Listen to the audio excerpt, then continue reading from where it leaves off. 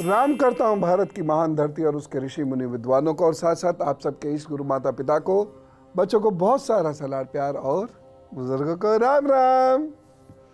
नाखूनों की बात हम कर रहे थे और कल मैंने आपको अनेक ऐसे चित्र दिखाए जिन पर सच में आपके शरीर की इबारत लिखी थी, और यदि आप उन्हें पढ़ना समझ जाएंगे तो निश्चित रूप से आप अपने शरीर के आगे आने वाले कष्टों को या शरीर में चल क्या रहा है इसको भी समझ जाएंगे। ये तन मन दोनों के हाल बता देता है और साथ ही साथ उपाय भी है। नाखूनों पे कुछ उपाय करने से बड़ा लाभ होता है, शरीर को भी और किस्मत को भी। ये पिक्चर देखिए, कभी कभी नाखूनों पर सफेद धब्बे बन जाते हैं। बहुत सारे बच्चे ऐसा कहते हैं हमारे इतने दोस्त हैं। ये चिंताएं हैं, ये चिंताग्रस्त दिमाग की निशानी होती है। यहाँ सफ़ेद धब्बे आने का मतलब है एंग्जाइटी महसूस कर रहे हैं। यहाँ कमज़ोर लिवर की निशानी है। यह कैल्शियम की कमी की भी निशानी है। यह कमज़ोर रक्त शोधन प्रक्रिया की निशानी, यानी ब्लड प्यूरिफिकेशन प्रोसेस आपका वीक है, ये इस बात की भी निशानी है। उपाय क्या करना चाहिए? ऐसे लोगों को गिलोय खाना चाहिए, ऐसे लोगों को एलोवेरा खाना चाहिए, ऐसे लोगों को बड़ी तेज़ गति से चलना चाहिए।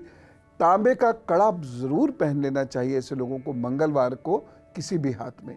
साथ ही साथ पानी थोड़ा थोड़ा दिन भर लेते रहें और दूध से बनी हुई चीज़ों का प्रयोग कम करें। ऐसे लोगों को चीनी कम लेनी चाहिए।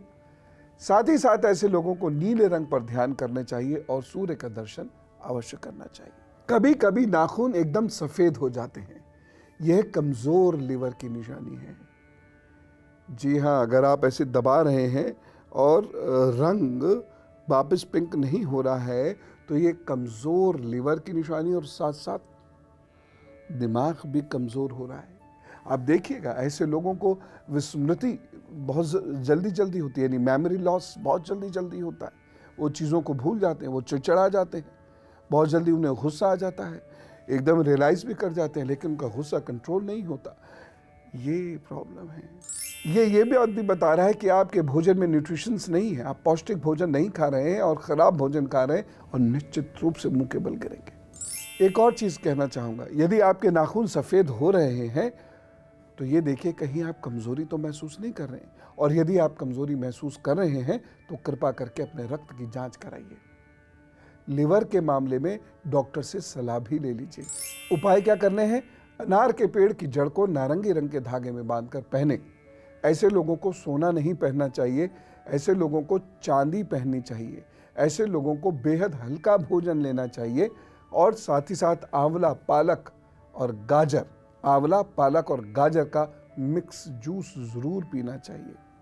ऐसे लोगों को गिलोय खानी चाहिए और तला हुआ भोजन तो बंद कर देना चाहिए। ऐसे लोगों को वमन क्रिया सीख लेनी चाहिए और सीख कर करनी चाहिए। दूध से बनी हुई चीज़ें ऐसे लोग कम खाएं और मांसाहार बंद कर दें तो बड़ा अच्छा रहे। चलिए अब मैं आपको कुछ और नई बातें बताता हूँ। नाखून यदि नीले हों तो अच्छा नहीं है। नीले भी होते हैं, कहीं कहीं ये गाढ़े बैंगनी हो रहे होते हैं, तो गाढ़े बैंगनी हो रहे हो तब भी अच्छा नहीं है। देखिए, गाढ़े बैंगनी नाखून यदि आपके हो रहे हैं तो, और ये ज़रूरी नहीं कि एक ना सभी हो, एक भी हो सकता है। जी हाँ, हो सकता है एक पिंक हो सकता है एक ज़्यादा एक लाल सा हो, एक सफ़ेद सा हो, एक बैंगनी सा हो, ये बिल्कुल पॉसिबल है। तो यदि नाखून आपके गाढ़े बैंगनी हो रहे हो तो सचेत होने की ज़रूरत है, क्योंकि इस प्रकार के नाखून स्किन की प्रॉब्लम, पेट की प्रॉब्लम, कफ की प्रॉब्लम, दिमाग की प्रॉब्लम के बारे में बताते हैं। अनुलोम विलोम ज़रूर करिए। यदि आपके नाखून कछुए की आकृति के हैं और नीले हैं तो बराए मेहरबानी नियमित रूप से अनुलोम विलोम करना शुरू कीजिए। ऐसे लोगों को पितृदोष के उपाय अवश्य करने चाहिए। ऐसे लोगों को भोजन बहुत हल्का लेना चाहिए और बहुत सिंसियरली ऐसे लोगों को ध्यान करना चाहिए। ऐसे लोग काम को बोझ ना समझें, हाई पर ना रहे बिल्कुल। जल खूब पिए, स्वच्छ जल पिए। देखिए, ज़्यादातर बीमारियां जल की वजह से होती हैं और गर्मियों में तो ख़ास तौर से आपको स्वच्छ जल पीना होगा। स्फटिक की माला या चांदी का कड़ा ज़रूर पहन लें। प्रभु ने चाहा चीज़ें ठीक हो जाएंगी। अब हम बात करते हैं सिंह, कन्या, तुला और वृश्चिक राशियों की। उसके बाद फिर से नाखून से संबंधित कुछ खास जानकारी, फिर कुछ चित्र देखिए। और ये तो बहुत महत्वपूर्ण इसलिए भी है क्योंकि ये रोजमर्रा की समस्याओं से संबंधित है। यदि नाखूनों में खुरदुरापन हो, कैसे देखेंगे खुरदुरापन? किसी भी नाखून को दूसरे नाखून से धीरे धीरे, जैसे अंगूठे के नाखून से ये बेस्ट पता चलता है, बहुत धीरे धीरे ऐसे करिए। अगर अटकता हुआ सा चलता है, बारीक बारीक स्पीड ब्रेकर टाइप, तो अगर ये अटकता हुआ चलता है इसका मतलब आपके नाखूनों में खुरदरापन है। या ऐसे करके दोनों तरीके से देखिए। हो सकता है 3 नाखूनों में ना हो, 4 में ना हो, 2 में हो या 3 में हो, कुछ भी हो सकता है। लेकिन अगर खुरदरापन है तो ध्यान से सुनिएगा। दूसरी चीज, यदि नाखूनों में गुलाबी रंग आपका कम होता है, गुलाबीपन कम होता है और सफ़ेदी यदि आपकी बढ़नी शुरू हो जाती है तो, या हल्की हल्की धारियां, आपकी हल्की हल्की धारियां बढ़ने लगे तो, या नाखून में आपके हल्के हल्के गड्ढे दिखाई दें, यह अच्छा संकेत नहीं है। ये रक्त की अशुद्धि का संकेत है। ये इस बात का संकेत है आप बहुत तनाव महसूस कर रहे हैं।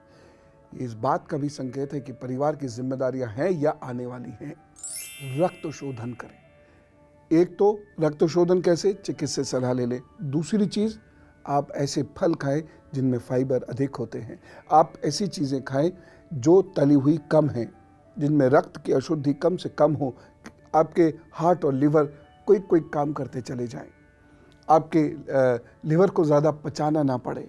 आपकी किडनी जल्दी साफ करे, ब्लड विस्कोसिटी कम रहे, ये गाढ़ा ना हो, तब आपके लिए चीज़ें आसान होंगी, नहीं तो मुश्किल होगा। ऐसे लोगों को रोज़ाना खूब सारा पानी पी लें, कम से कम 2 गिलास पानी पी लें और वमन करना सीखना चाहिए। ऐसे लोगों को उगते हुए सूर्य के सामने बैठना चाहिए, नीम खाना चाहिए। ऐसे लोगों को हरिद्रा का सेवन करना चाहिए। ऐसे लोगों के शरीर में लौह तत्व कम नहीं होना चाहिए और शहद का प्रयोग जरूर करना चाहिए। अब ये चित्र देखिए। इस चित्र में बेहद कमजोर नाखून हैं और ये नाखून ऐसे हैं जो चटक जाते हैं। इस प्रकार के नाखून जो कमजोर हैं, ये कमजोर शुक्र की निशानी है। शुक्र कमजोर होता है तो बहुत सारी परेशानी आती है। इस प्रकार के नाखून से हार्मोन्स की गड़बड़ी का पता चलता है। यह आंतों में इन्फेक्शन का भी संकेत है। यह अत्यधिक तनाव का संकेत है। यह इस बात का संकेत है आप मेहनत बहुत करते हैं लेकिन फिर भी आपको वैभव प्राप्त नहीं होता। यह लंबे संघर्ष की निशानी है। कोई बात नहीं, उपाय है, उपाय कीजिए। ऐसे लोगों को अपने इष्ट का ध्यान अवश्य करना चाहिए, इष्ट की साधना अवश्य करनी चाहिए। ऐसे लोगों को उज्जयी प्राणायाम सीखकर अवश्य करना चाहिए। ऐसे लोगों को अग्निसार क्रिया अथवा कपालभाति अवश्य करना चाहिए। ऐसे लोगों को सुबह शाम टहलना बहुत जरूरी है। टहलना वैसे भी बहुत जरूरी है।